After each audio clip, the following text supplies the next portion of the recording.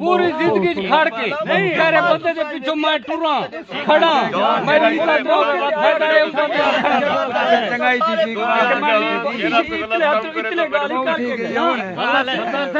इकबाल हुन बहुत ठीक है ये प्यू मां दा कम ये नहीं होंदा सरदार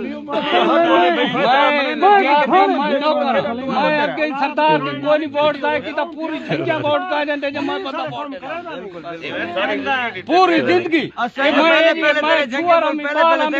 सरदार ज़हूर अहमद खान दे वेले दा वोट देवन लगा आज तक देंदा कहीं को सरदार साहब सामने बैठ मेरे सिर ते हाथ रखे तो मैं ताबेदार मैं फोन कर बॉडीगार्ड चल अपना बंदा है बॉडीगार्ड जब कोई गाल करो खान से फोन ही नहीं क्यों सारा फोन नहीं कर आया